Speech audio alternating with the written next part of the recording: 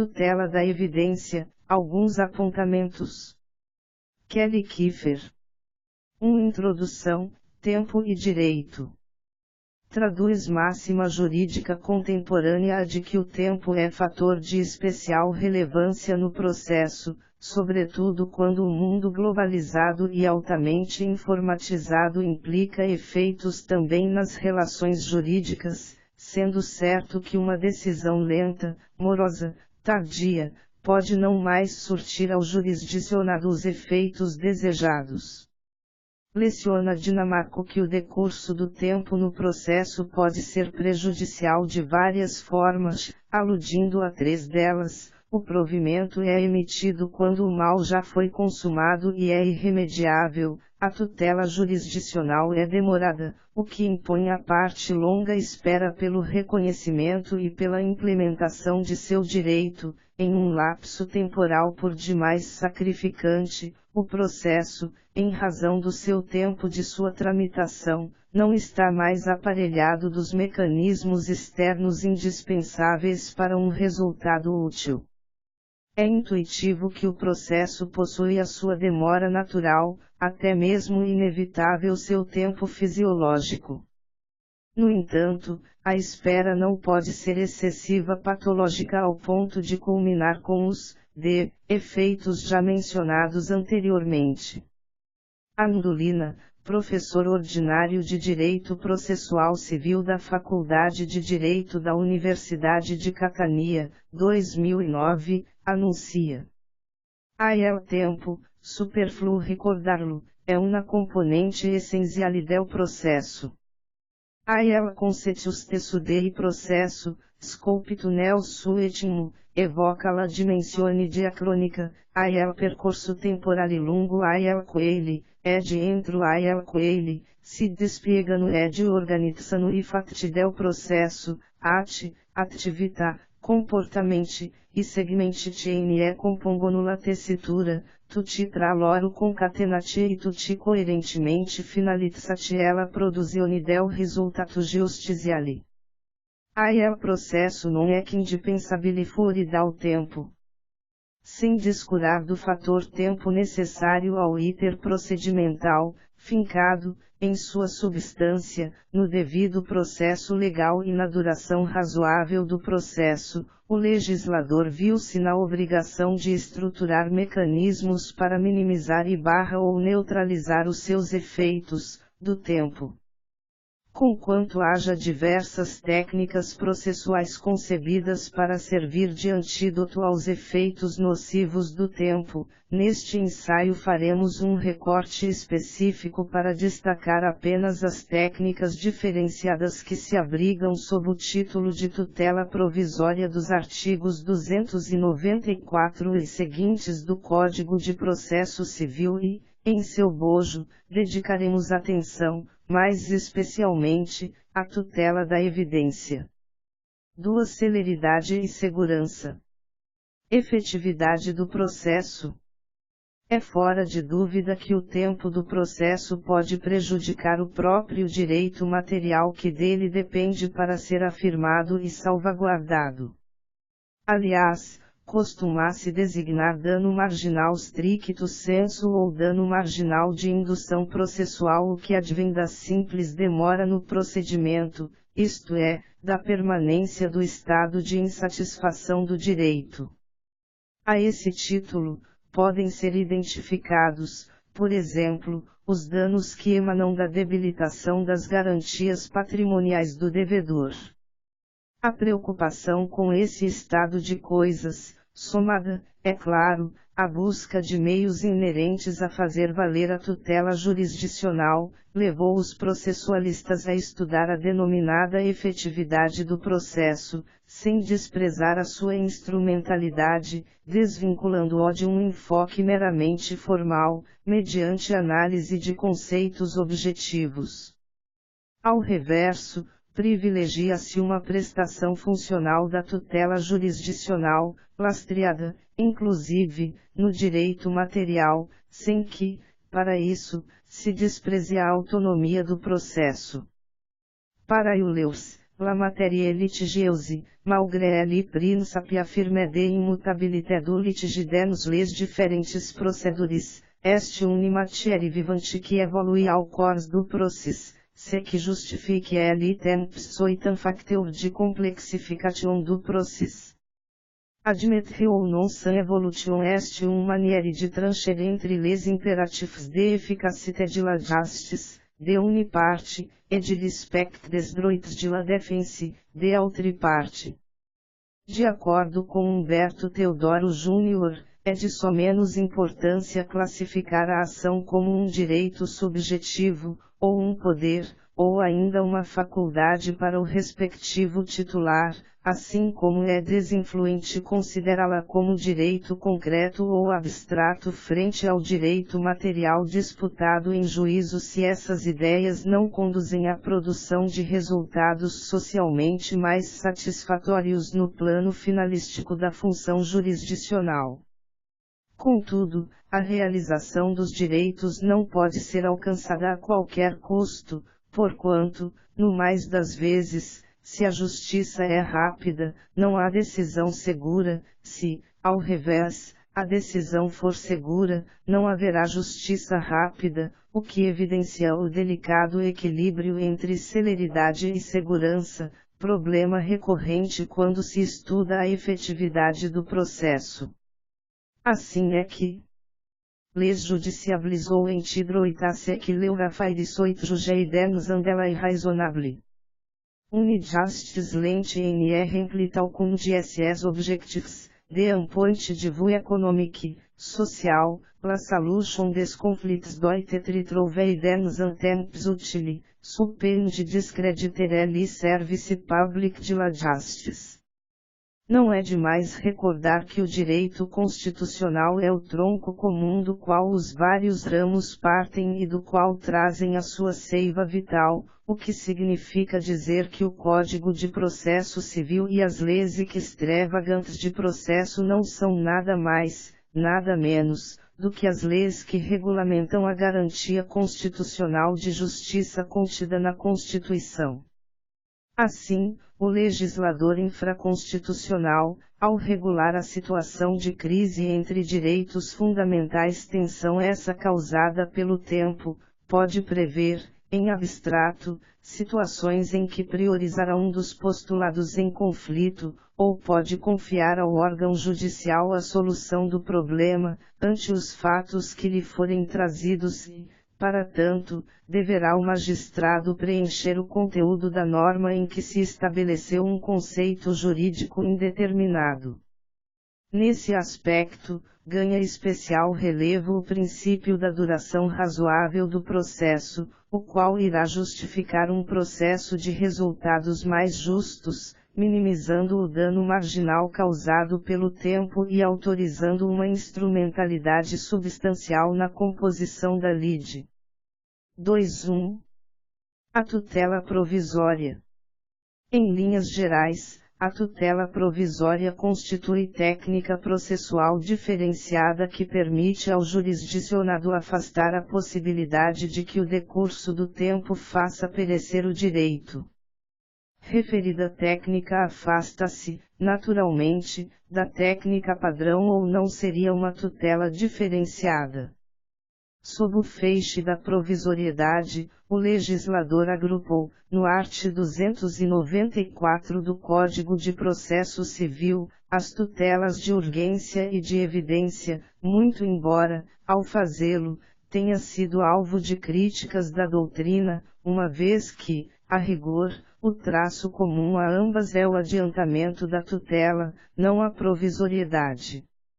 É que, embora a provisoriedade, que traz incita a noção de instabilidade ou de precariedade do provimento judicial, decorra da cognição sumária utilizada na técnica de adiantamento da tutela, não se pode dizer que a provisoriedade seja exclusiva das tutelas provisórias elencadas nos artigos 294 e seguintes. Tampouco se pode dizer que a urgência ou a evidência são prestadas apenas nas hipóteses de referidos artigos, basta lembrar a possibilidade de concessão de tutela de urgência. satisfativa na sentença. Quais são, porém, as peculiaridades da técnica de adiantamento da tutela? Além da provisoriedade do provimento, também devem ser mencionadas a sumariedade da cognição, verticalmente limitada, incompleta, e a imediatidade da efetivação, havendo mesmo um regime jurídico incomum, diferenciado, de exequibilidade para esta espécie de provimento. Como explica o professor Marcelo Abelha, há uma relação de antecedente consequente entre o adiantamento da tutela, a cognição sumária, juízo provável, e a provisoriedade do provimento. Muito embora a tutela provisória dos artigos 294 e SS esteja fundiada numa situação jurídica de urgência ou de evidência, apenas esta última será tratada nos lindos deste texto. 2.2. A tutela da evidência. As tutelas provisórias da urgência e da evidência são maneiras de implementar a efetividade. Mas não apenas isso. Elas também devem ser consideradas sob o aspecto do direito fundamental à igualdade, seja para se distribuir equitativamente o ônus do tempo no processo, seja para conceder ao jurisdicionado paridade de armas no âmbito do processo, viabilizando assim a tutela justa e efetiva.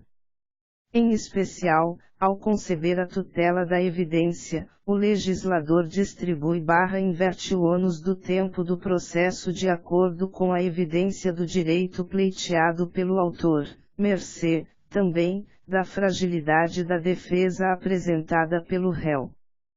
Cunhada por Luiz Fux, a expressão tutela da evidência designa a propensão legislativa atual à facilitação da tutela de direitos escorados em alto grau de verossimilhança, a qual costuma vir demonstrada, sobretudo, por meio de prova documental. Verifica-se, pois, que a evidência toca os limites da prova e será tanto maior quanto mais dispuser o seu titular de elementos de convicção. Consectariamente, consagra-se a possibilidade de, e não obstante a fase do processo privilegiando-se o fator tempo permitir-se, mediante cognição incompleta, a concessão da tutela pretendida, medida esta pautada não no fenômeno da urgência, mas na justiça existente naquele momento processual. E aqui é mister incursionar, ainda que muito brevemente, pelo estudo do aclamado modelo francês das ordenances de référé, notadamente no que toca ao référé pravigen, espécie de tutela sumária que independe de urgência. Com efeito, na base do Instituto está uma obrigação não seriamente contestável, único requisito legal para que se obtenha uma provisão. Confira-se, pois, o ensinamento de Emmanuel Geuland. Em Procedure Civile et Administrative, existant parallels do référé Stadeu Pacifics, li référé pravigen et li référé instruction. Li référé pravigen est tout à fait similar nos les do procedures, uni pravigen peut être versée à condition que elle ablagation ns 8 pas sérieux et incontestable. Dans les deux cas, a Hélène est pas nécessaire de engage une instance sur elle fan de elle affaire. Elle defender put considerer finalement la Hélène est au right pas discuter de la condamnation et la elle accepte de payer la provision. Se référé est même utilisé en futurum pour permettre à une parte de financer sans process par une provision data dele tem. Como visto, muito embora o référé pravigen revista-se de provisoriedade, não é obrigatório instaurar a discussão meritória definitiva. Aliás, na maioria dos casos, ela não chega a ser instaurada. O Instituto propicia, portanto, o atingimento de 4 grandes objetivos: a solução do litígio, a celeridade, a economia processual, e a prevenção contra o abuso do direito de defesa por parte do réu. Nessa linha de ideias, o Código de Processo Civil, CPC, de 2015 estabeleceu, no art. 311, a tutela da evidência, técnica de distribuição dos ônus decorrentes do tempo do processo, consistente na concessão imediata da tutela jurisdicional com base no alto grau de verossimilhança das alegações do autor, a revelar improvável o sucesso do réu em fase mais adiantada do processo. Assim, afastado o traço da urgência, a justificativa para a concessão desse tipo de provimento não é senão a própria evidência do direito pleiteado. Convém, pois, verificar de que maneira o legislador cuidou do tema. Art. 311. A tutela da evidência será concedida, independentemente da demonstração de perigo de dano ou de risco ao resultado útil do processo, quando ficar caracterizado o abuso do direito de defesa ou o manifesto propósito protelatório da parte. Segunda, as alegações de fato puderem ser comprovadas apenas documentalmente e houver tese firmada em julgamento de casos repetitivos ou em súmula vinculante. Terceira, se tratar de pedido rei persecutório fundado em prova documental adequada do contrato de depósito, caso em que será decretada a ordem de entrega do objeto custodiado, sob cominação de multa. Quarta, a petição inicial for instruída com prova documental suficiente dos fatos constitutivos do direito do autor, a que o réu não oponha prova capaz de gerar dúvida razoável. Parágrafo único. Nas hipóteses dos incisos segunda e terceira, o juiz poderá decidir liminarmente. Nos tópicos a seguir, analisam-se, com mais detença, as hipóteses legais. 2.2.1 A tutela da evidência sancionadora da má-fé processual. A hipótese inaugural, inciso I, da tutela de evidência tem lugar quando ficar caracterizado o abuso do direito de defesa ou o manifesto propósito protelatório da parte. Em que pese a amplitude do direito de defesa, refere-se a previsão legal a algo que desborde da normalidade e da adequação, revelando o propósito de frustrar ou atrasar a prestação jurisdicional. É bem verdade que o revogado CPC já trazia igual previsão, em seu artigo 273, segunda, o que está a demonstrar o zelo com que o moderno processo civil trata a boa-fé processual, dever imposto às partes, aos seus procuradores e a todos que de qualquer forma participem do processo, art. 5 graus e 77 do novo Código. Leitura apressada poderia levar o intérprete a concluir que bastaria a constatação de uso ilegítimo dos mecanismos processuais de defesa para dar suporte, nesse caso, à tutela de evidência, entendimento que não se mostra acertado, pois o juiz também deve identificar elementos que deixem clara a probabilidade do direito do autor.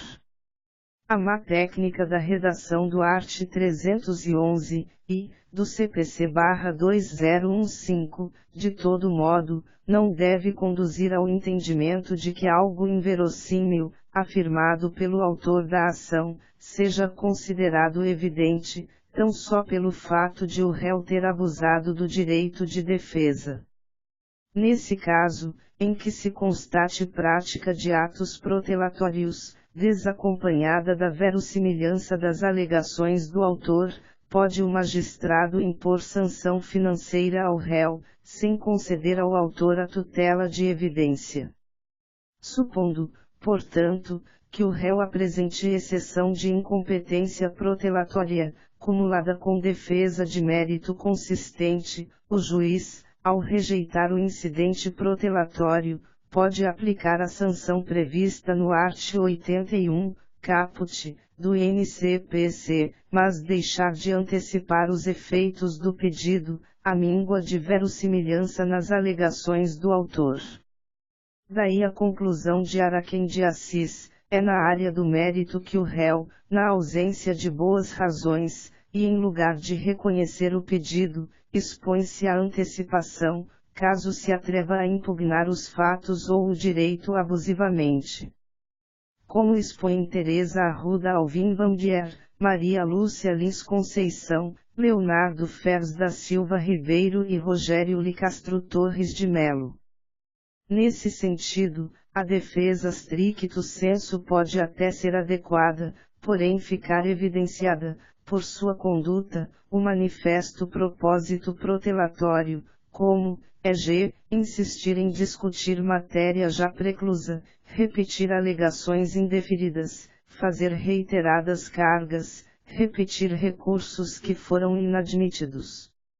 Na praxe forense, sob o regime do revogado Código, não eram muito numerosos os casos em que se aplicava a rubrica então prevista no art. 273, segunda. Apesar disso, é possível colher da jurisprudência do Superior Tribunal de Justiça alguns exemplos em que se admitiu ser devida a antecipação de tutela diante do abuso do direito de defesa e do manifesto propósito protelatório do réu. Com efeito, no julgamento do recurso especial 194.193-C, interposto pela Federação Nacional de Saúde, entendeu-se que a insistência do ente federativo, ao manejar recurso mesmo quando o direito ao reajuste de vencimentos dos servidores públicos em 28,86% já havia sido reconhecido tanto pelas cortes superiores quanto pela própria administração, ao editar a medida provisória 1.704-3/97, amparava a anterior decisão antecipatória de tutela, advinda do Tribunal Regional Federal da 5ª Região. Uma das razões para o comedimento no espectro de aplicabilidade deste inciso era que, diante de defesa abusiva ou protelatória, o magistrado, além de indeferir diligências inúteis ou meramente protelatórias, poderia proceder ao julgamento antecipado da lide, art. 330, e, do CPC/73. Na nova sistemática, esse quadro permanece mantido, com a ressalva de que, hoje, a solução da controvérsia é obtida com o julgamento antecipado do mérito.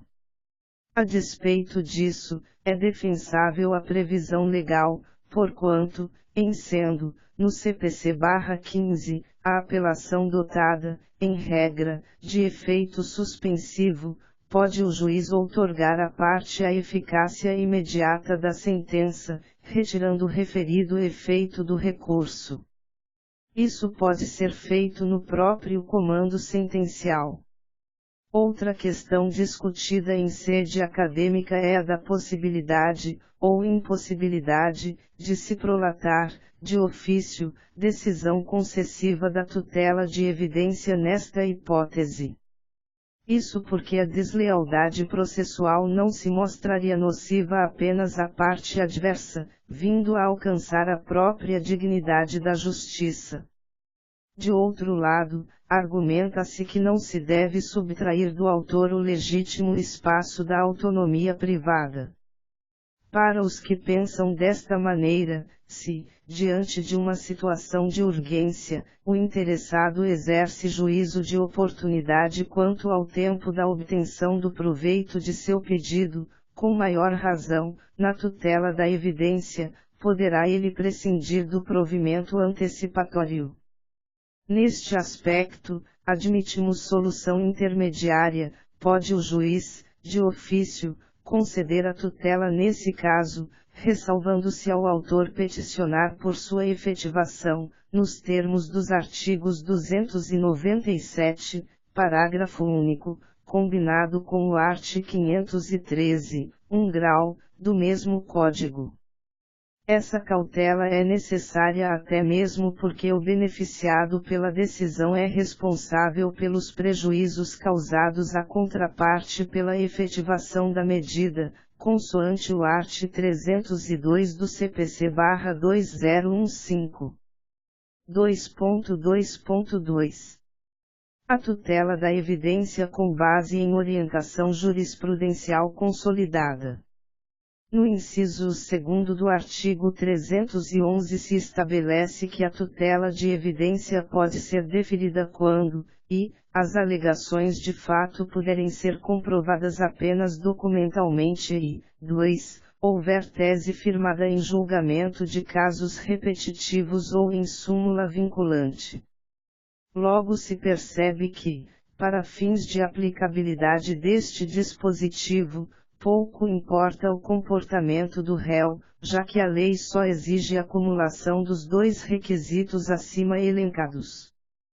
Para melhor compreensão do que vem a ser o julgamento de casos repetitivos, recorre-se ao estabelecido no art. 928 do CPC/15, segundo o qual assim deve ser considerada a decisão proferida em incidente de resolução de demandas repetitivas e em recursos especial e extraordinário repetitivos. Trata-se, de acordo com o parágrafo único do mesmo artigo, de julgamentos cujo objeto seja questão de direito material ou processual. Em virtude da largueza desse conceito, tem-se entendido viável deferir a tutela de evidência também quando a pretensão autoral estiver de acordo com orientação firmada pelo Supremo Tribunal Federal no exercício de controle abstrato de constitucionalidade ou com tese prevista em súmula suasória do Pretório Excelso ou do STJ. A propósito, é possível entrever certo paralelismo entre o art. 311, segunda, e o art. 322, ambos do CPC/15. Com efeito, costuma-se justificar que, como este último dispositivo, que arrola as hipóteses de improcedência liminar do pedido, confere ao magistrado a possibilidade de julgá-lo, o pedido, diante de súmulas persuasivas do STF e do STJ, bem como diante de enunciado de súmula de Tribunal de Justiça sobre direito local, tem lugar a clássica noção de que quem pode o mais, pode o menos, de modo que se tais hipóteses permitem um julgamento definitivo, devem também permitir a concessão de uma tutela provisória de evidência. Mister ressaltar que, no caso do inciso 2º do art. 311, a tutela pode ser concedida sem a prévia ouvida do réu, consoante prevêem os arts. 9 graus, parágrafo único, segunda, e 311, parágrafo único, ambos do novel Código de Ritos, não havendo aí, a nosso pensar, qualquer violação ao princípio do contraditório, mormente porque, se a tese do autor encontra respaldo em jurisprudência firme, consolidada, as chances de vitória do réu são pequenas. Assim, sendo o risco de erro judiciário significativamente menor que o risco de morosidade na realização do direito, deve-se optar pela concessão da tutela à pretensão do demandante, deixando o tempo do processo transcorrer em desfavor do réu. 2.2.3. A tutela da evidência em favor do depositante. O inciso 3º do art. 311 sucede a denominada ação de depósito, prevista nos arts. 901 a 906 do revogado CPC e não mais subsistente, na atual sistematização, como procedimento especial. Cumpre salientar que, no NCPC, está proscrita a prisão civil do depositário infiel, que ainda remanescia no art. 902, 1 grau, do CPC/73. A mudança alinha-se à posição firmada pelo plenário do STF, PS, no RE 466343/SP, à luz do art. 7 graus, 7º, da Convenção Americana de Direitos Humanos, Pacto de São José da Costa Rica. Referido julgamento perfilhou-se a tese da supralegalidade dos tratados sobre direitos humanos incorporados ao ordenamento jurídico pátrio antes da Emenda Constitucional 45, de modo que, eles, os tratados, estariam em nível hierárquico inferior à Carta Magna, mas superior às leis, o que implicaria admitir a derrogação das leis que permitissem a prisão civil por dívida, na hipótese do depositário infiel. Retomando a análise do dispositivo, nota-se que, na rotina forense, costuma ele socorrer instituições financeiras que, à vista de contratos de alienação fiduciária, se utilizam de ações de busca e apreensão do bem que esteja na posse do devedor inadimplente.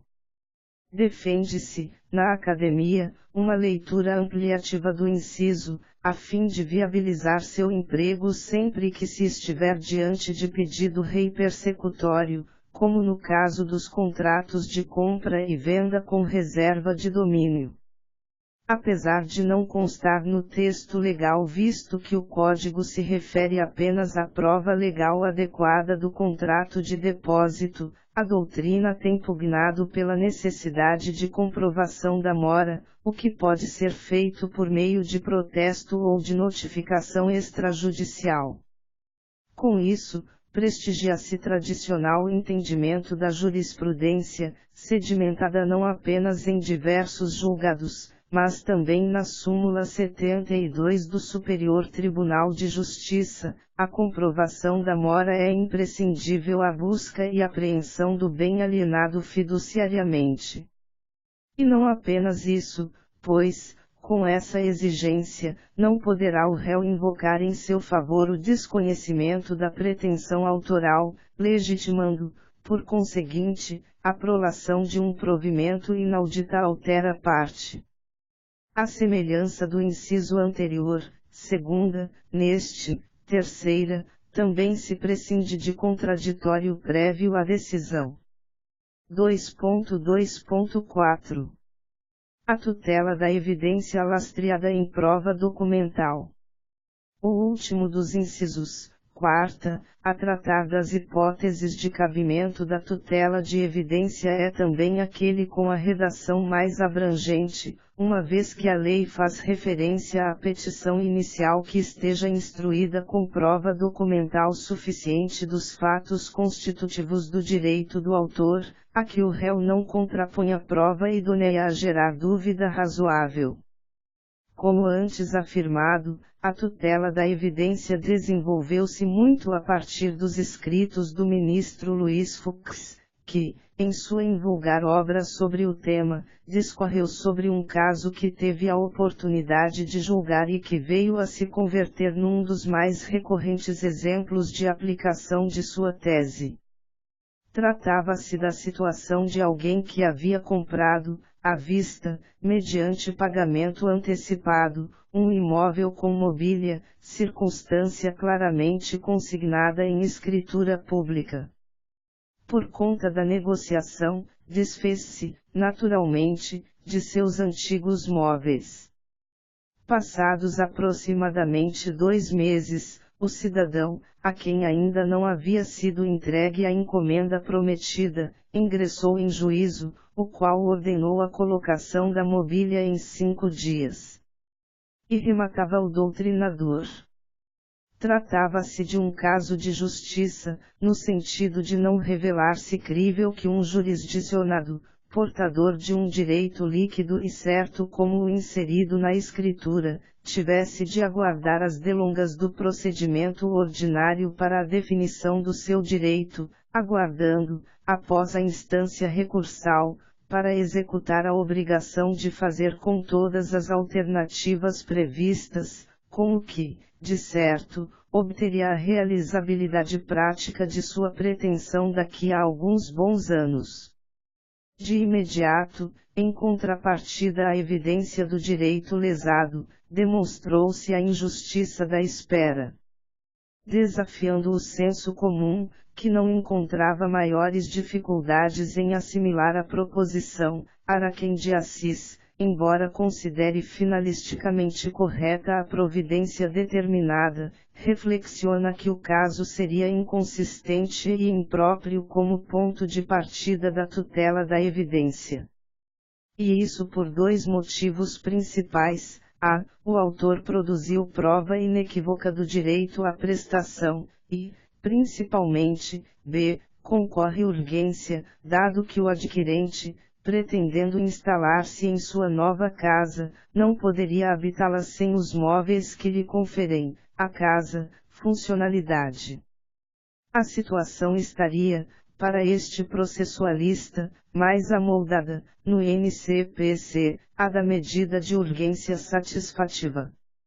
Deste salutar dissenso é possível inferir não apenas que o CPC/15 adotou um conceito mais restritivo de tutela de evidência que o originalmente escogitado por Luiz Fux, mas também que os links de interpretação do texto legal podem ser bastante amplos, dada a opção legislativa de empregar termos bastante veigos. Nessa ordem de ideias, é mesmo cabível certa ressignificação da urgência, entendendo-a em sentido lato, ou por equiparação legal, como propõe Mirna Chomsky. Mais modernamente, urgência revela a necessidade daquilo que não pode ser postergado em razão da evidência que não convive com o retardamento, o que torna indispensável a tutela jurídica para satisfazer situações que reclamam pronta atuação da jurisdição, para garantir efetividade de sua prestação. Seja como for, tem-se, aqui, típica aplicação da tese de que não incumbe ao autor suportar todos os ônus da demora processual, mormente porque, por definição legal, nesta hipótese terá ele, autor, instruído já a exordial com prova documental idônea de seu direito, o que, naturalmente, indicará elevado grau de verossimilhança de suas alegações. Sem embargo desta construção, a doutrina tem se inclinado a admitir que a tutela de evidência pode ser concedida após justificação prévia, porque tal instituto não é incompatível com a disciplina prevista no art. 311, sobretudo se conjecturar situação em que o juiz deseje algum esclarecimento a respeito da prova colacionada pelo autor. É cabível, ainda, o emprego de prova emprestada, ou seja, aquela produzida noutro processo, sob o crivo do contraditório, para dar supedâneo documental ao fato constitutivo do direito do autor. De lege ferenda, sugere-se, também, que a tutela da evidência possa se ancorar em outras espécies de prova, notadamente porque, o art. 369 do novo Código consagrou a regra de que as partes têm o direito de empregar todos os meios legais, bem como os moralmente legítimos, ainda que não especificados neste Código, para provar a verdade dos fatos em que se funda o pedido ou a defesa e influir eficazmente na convicção do juiz. Em arremate, consigne-se que a hipótese em comento de réu que não opõe prova capaz de gerar dúvida razoável não se confunde com a de incontrovérsia, esta tratada como lastro para julgamento antecipado parcial de mérito, art. 356, e, NCPC. 3. Conclusão. O processo civil, como ramo autônomo da ciência jurídica e ferramenta pública voltada a implementar a justiça e a pacificação social, certamente deve ser compreendido em consonância com as normas constitucionais. Nesse aspecto, com a edição da Carta Magna de 1988, a visão constitucional do processo produziu efeitos na própria hermenêutica jurídica, mediante uma interpretação conforme a Constituição. Longo caminho se percorreu no intuito de engendrar mecanismos que viabilizassem a realização plena do direito à adequada tutela jurisdicional, em que se inclui a máxima efetividade possível do próprio direito, material ou processual, observado o equilíbrio entre os valores segurança e celeridade. À luz desta nova ordem, sobreveio a Lei nº 1310522015, Código de Processo Civil, que aventou, com a criação da tutela de evidência, uma solução para contornar a demora do processo judicial. Referido instituto permite entregar ao autor, initio litis, o acesso ao bem da vida que pretende, com base no elevado grau de verossimilhança de suas alegações, a indicar que, muito provavelmente, o réu não obterá êxito em fase mais adiantada do processo. Redistribui-se, assim, o ônus do tempo do processo.